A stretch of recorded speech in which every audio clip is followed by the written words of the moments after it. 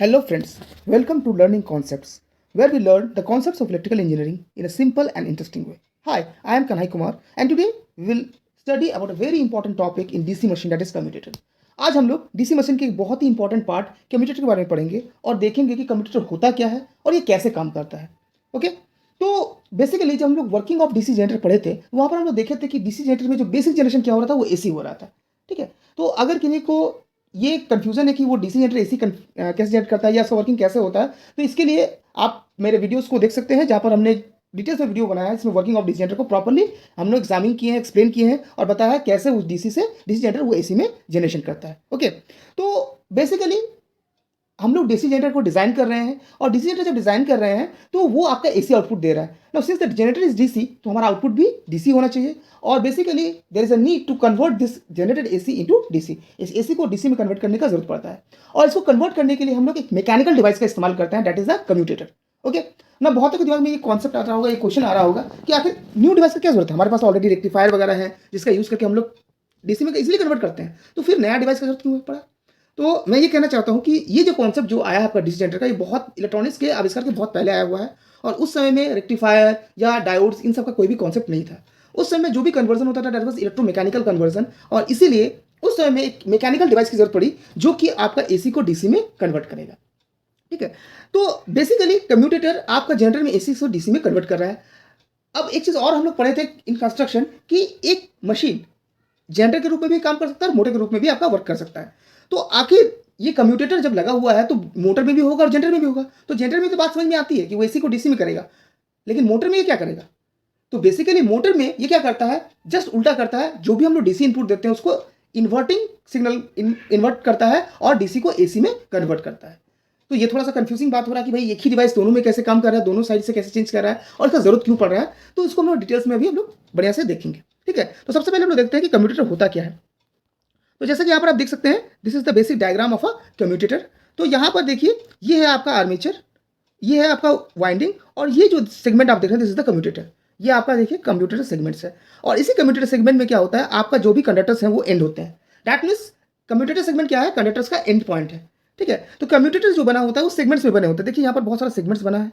ठीक है, और ये बने होते हैं आपका फॉस्फोर ब्रॉन्ज से और बहुत सारे केसेस में जहाँ पर आपको हाई कैपेसिटी मशीन की जरूरत पड़ती है वहाँ पर हार्ड ड्रॉन कॉपर सेगमेंट से बने होते हैं। ठीक है, बेसिकली कंडक्टर्स है और इसके सेगमेंट्स के बीच में ये जो गैप है यहाँ पर आपका इंसुलेशन भरा होता है, बेसिकली माइका का इंसुलेशन होता है ताकि ये सेगमेंट से कंप्लीट सेगमेंट की तरह काम ना करे, ये बहुत सारे अलग अलग सेगमेंट्स की तरह काम करे। ठीक है, इसीलिए इसको स्प्लिट रिंग भी आपका कहा जाता है। ओके, अभी ये कम्यूटेटर सेगमेंट आपका उसी आर्मेचर शाफ्ट पे लगा होता है जहां पर आपका आर्मेचर वाइंडिंग होता है। ठीक है, नाउ लेट्स सी कि ये काम कैसे करता है। तो इसका बेसिक कम्यूटेटर का जो काम होता है जनरेटर में अलग होता है, मोटर में अलग होता है। तो हम लोग एक एक केस को अलग अलग देखेंगे। सबसे पहले हम लोग जनरेटर का केस देखेंगे कि जनरेटर में ये कैसे काम करता है। ठीक है, तो जनरेटर में ये काम करता है as a rectifier, that means it act as rectifier, it converts the generated AC into DC. Okay, तो एसी कैसे जनरेशन होता है हम लोग को पता है, अब देखते हैं इसका कन्वर्जन कैसे होता है। तो सबसे पहले हम लोग देखते हैं कि एक हम लोग डायग्राम लेते हैं, simplified diagram of a DC generator, जिसको कि हमारा फिगर 1 में दिखाया गया है। यहाँ पर आपका देखिए दो पोल्स हैं, नॉर्थ पोल और साउथ पोल, और एक सिंगल टर्न का कंडक्टर है। ठीक है, अब यहाँ पर क्या है, हम लोग स्प्लिट रिंग का इस्तेमाल नहीं किए, हम लोग यहाँ पर स्प्लिट रिंग का इस्तेमाल नहीं किया, हम लोग कंप्लीट रिंग्स का इस्तेमाल किए जो कि परमानेंटली एक एक कंडक्टर के साथ अटैच है। ए बी के साथ ये वाला है और सी डी के साथ आपका ये वाला अटैच्ड है। ठीक है, और दोनों ही जो रिंग्स है वो एक एक ब्रश के साथ आपका कनेक्टेड है।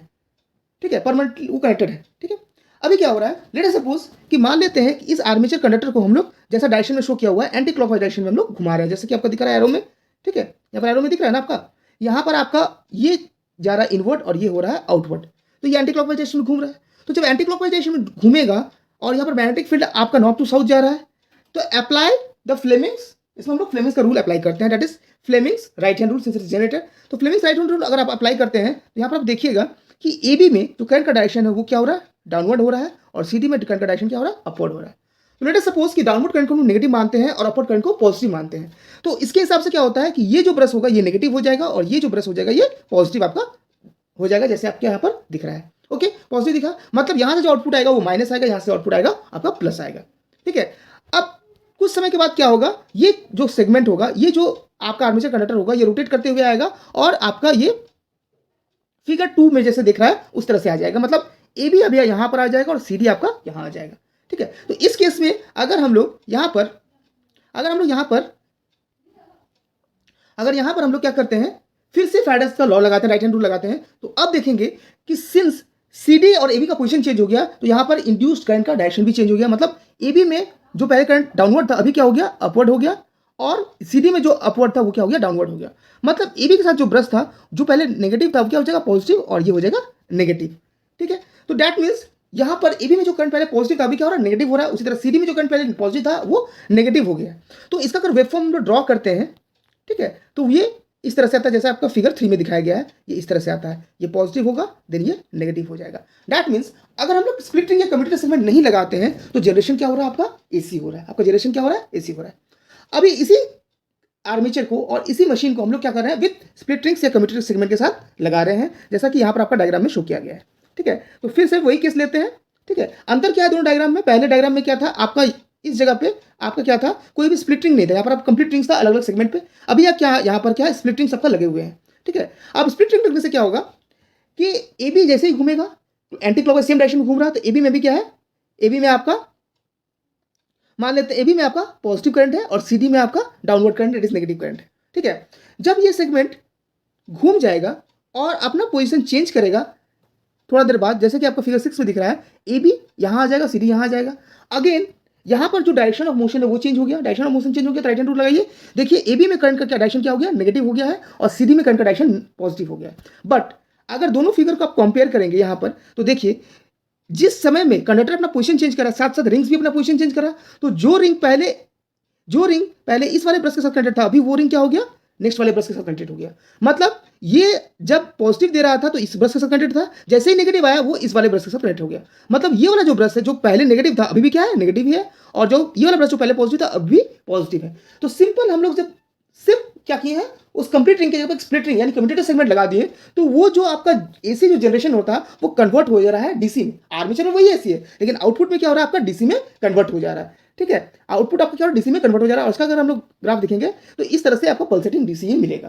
That means we can say कि अगर हम लोग कम्यूटेटर सेगमेंट लगाते हैं तो क्या हो रहा है, वही जनरेटर जो पहले आपका एसी जनरेट करता है अभी क्या हो रहा है, डीसी जनरेट कर रहा है। That means in case of a generator this commutator segment helps to convert the generated AC into DC.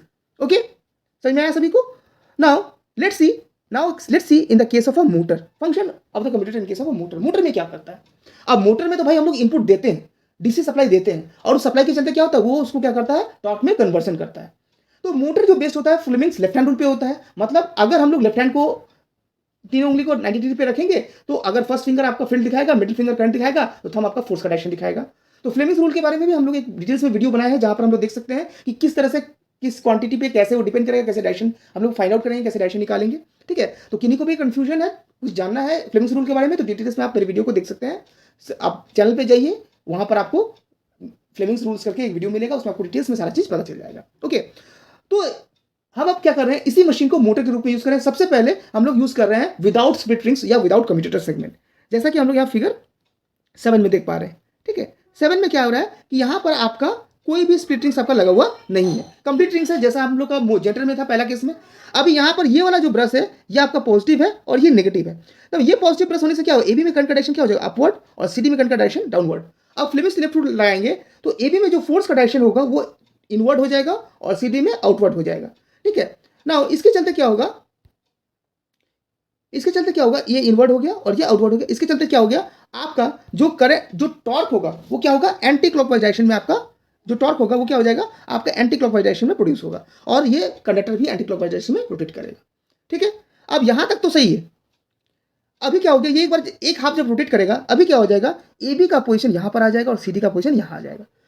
अभी भी सिंस यहां पर रिंग है तो ए बी अभी भी क्या है, पॉजिटिव है, और सी डी अभी भी क्या है, नेगेटिव है। इस पोजीशन पे आने पे अगेन ए बी में क्या है, सिंस करंट का डायरेक्शन सेम है, फील्ड का डायरेक्शन सेम है, तो फोर्स का डायरेक्शन भी वही रहेगा, मतलब इनवर्ड्स रहेगा, और सी डी में क्या हो जाएगा, आउटवर्ड्स हो जाएगा। लेकिन सिंस कंडक्टर का डायरेक्शन चेंज हो गया, पोजीशन चेंज हो गया, तो अब जो डायरेक्शन ऑफ टॉर्क होगा वो क्या हो जाएगा, एंटी क्लॉकवाइज हो जाएगा। अभी देखिए वो क्या हो जाएगा, एंटी क्लॉकवाइज हो जाएगा। यहां पर क्या था, इस तरह से रोटेट कर रहा था, अभी क्या हो जाएगा, एंटी क्लॉकवाइज। तो अगर किसी भी कंडक्टर में ऑपोजिट टॉर्क प्रोड्यूस होता है तो क्या वो रोटेट कर पाएगा, कभी नहीं कर पाएगा।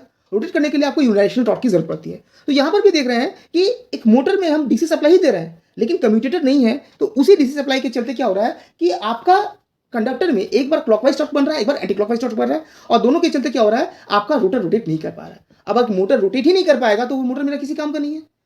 तो नाउ लेट्स सी कि इस मोटर को हम रोटेट कैसे करें, और रोटेट कराने के लिए क्या करना पड़ेगा, इसमें यूनिडायरेक्शनल टॉर्क आपको प्रोड्यूस करना पड़ेगा।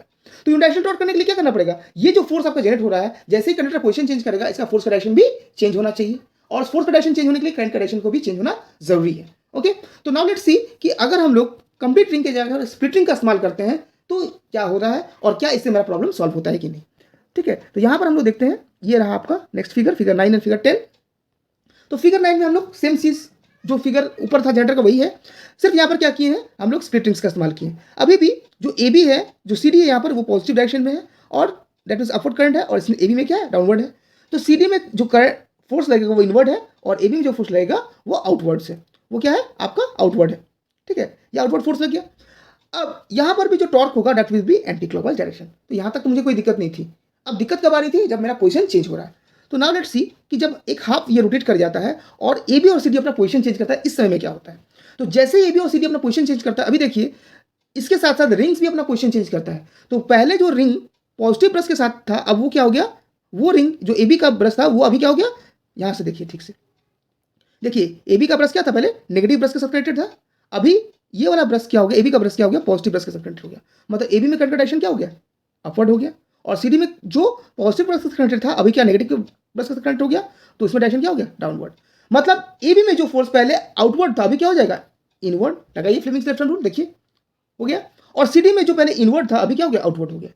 तो इस केस में भी आप देख सकते हैं, यहां पर भी आप देख सकते हैं कि क्या हो रहा है, यहां पर भी आप देख सकते हैं कि जैसे ही पोजीशन चेंज हुआ करंट का डायरेक्शन भी चेंज होगा। करंट का डायरेक्शन चेंज होने से क्या हो रहा है, टॉर्क अभी भी क्या है, एंटी क्लॉकवाइज है। मतलब मोटर में पहले भी एंटी क्लॉकवाइज टॉर्क लग रहा था, अभी भी एंटी क्लॉकवाइज टॉर्क लग रहा है। मतलब मोटर आपका एंटी क्लॉकवाइज डायरेक्शन में रोटेट कंटिन्यू करेगा। तो ये कैसे पॉसिबल हुआ, ये पॉसिबल हुआ क्योंकि कंडक्टर में जैसे ही पोजीशन चेंज हुआ उस तरह से करंट भी चेंज हो गया। और ये पॉसिबल हुआ करंट का चेंज क्यों, क्योंकि हम लोग यहाँ पर रिंग के जगह पर स्प्लिट रिंग या कम्यूटेटर सेगमेंट लगाया है। तो कम्यूटेटर सेगमेंट बेसिकली किया क्या, पहले देखिए जो सीडी में आपका पॉजिटिव करंट था, अभी सीडी में क्या किया, वही सीडी में क्या कर दिया, ये नेगेटिव करंट फ्लो करा दिया। मतलब करंट का डायरेक्शन चेंज हुआ। सिमिलरली जिस एबी में आपका नेगेटिव करंट था, उसी एबी में भी क्या कर दिया, ये पॉजिटिव करंट फ्लो करा दिया। That means it is changing the direction of current in case of a motor. तो ये कौन कर रहा है, ये जो आपका स्प्लिटिंग लगा हुआ है, ये कम्यूटेटर सेगमेंट लगा हुआ यही कर रहा है। तो बेसिकली हम कह सकते हैं कि एक मोटर में ये कम्यूटेटर क्या कर रहा है, एज अ इन्वर्टर काम कर रहा है। मतलब जो गिवन एसी है उसको डीसी में कन्वर्ट, सॉरी गिवन डीसी को आपका एसी में कन्वर्ट कर रहा है। और ये कन्वर्जन भी जरूरी है, क्योंकि कन्वर्जन अगर नहीं होगा तो क्या होगा, आपका कंडक्टर में सेम डायरेक्शन में टॉर्क लगेगा, और जैसे ही पोजीशन चेंज करेगा आपका फिर जो उस फोर्स के चलते क्या होगा, सेम डायरेक्शन फोर्स के चलते टॉर्क आपका उल्टा हो जाएगा। टॉर्क उल्टा होने से क्या होगा, इक्वल एंड ऑपोजिट टॉर्क लगने से क्या होगा, मोटर आपका रोटेट नहीं करेगा। That means it is essential for a motor to have commutator in order to have a continuous torque. आपको मोटर में एक कंटिन्यूअस टॉर्क या यूनिडायरेक्शनल रोटेशन के लिए आपका कम्यूटेटर का होना जरूरी है। तो यहां से हम लोग ये देख रहे हैं कि कम्यूटेटर कितना इंपॉर्टेंट आपका फीचर, ये कितना इंपॉर्टेंट पार्ट है आपका डीसी मशीन का। तो अगर एक डीसी मशीन से हम कम्यूटेटर हटा दें तो जनरेटर केस में वो डीसी जनरेशन नहीं कर सकता, और मोटर केस में वो रोटेट ही नहीं कर पाएगा। तो without commutator we can not imagine a DC machine basically. Okay, तो दैट्स, तो आप लोग को समझ में आया कि कम्यूटेटर कैसे आपका एसी को डीसी और डीसी को एसी में कन्वर्ट कर रहा है। ठीक है, ये बहुत ही हाई कॉन्सेप्ट नहीं है, बहुत ही सिंपल कॉन्सेप्ट है, और इसीलिए कम्यूटेटर को बहुत बार एक आपका मैकेनिकल कन्वर्टर भी कहा जाता है। बहुत बार ऑब्जेक्टिव क्वेश्चन में आपको पूछा जाता है what is the function of a commutator in case of a DC machine. तो जहां पर मशीन पूछ दिया, आपका मोटर और जनरेटर कुछ भी नहीं किया, वहां पर आपको करना है इट इज अ कन्वर्टर, क्योंकि ये दोनों तरह से काम कर सकता है, जनरेटर में आपका रेक्टिफायर की तरह और मोटर में आपका इन्वर्टर की तरह। लेकिन अगर आप पर्टिकुलरली पूछा कि जनरेटर में क्या काम करता है तो ये रेक्टिफायर हो जाएगा, और मोटर में क्या काम किया तो ये हो जाएगा इन्वर्टर। तो बहुत सारे ऑब्जेक्टिव क्वेश्चन में इस तरह से आपको कंफ्यूज किया जाता है। ठीक है, बेसिकली हम लोग के दिमाग में आता है कम्यूटेटर मतलब वो रेक्टिफायर ही होगा, लेकिन ये आपका according to the device, according to the situation, ये अपना वर्किंग को चेंज करता है। ओके, तो आई होप आज आपको कम्यूटेटर के बारे में समझ में आया होगा कि कम्यूटेटर होता क्या है बेसिकली, और कम्यूटेटर का फंक्शन क्या है। ओके, तो अगर किन्हीं को भी किसी तरह का कोई भी प्रॉब्लम है, और मेरे वीडियोस में अगर कोई भी कमी महसूस आती है तो प्लीज़ डू कमेंट। आप लोग के प्रीशियस कमेंट्स मेरे लिए बहुत ही वैल्यूएबल हैं, जिससे हम इस क्लासेस को, इन चैनल को और भी इंप्रूव कर सकते हैं। Okay, and last not the list, अगर आपको लगता है ये वीडियोस आपके लिए उपयोगी, आपके लाभकारी हैं, तो प्लीज़ इनको अपने फ्रेंड्स के साथ शेयर कीजिए, और चैनल को भी सब्सक्राइब कीजिए और लाइक कीजिए। Okay, thank you.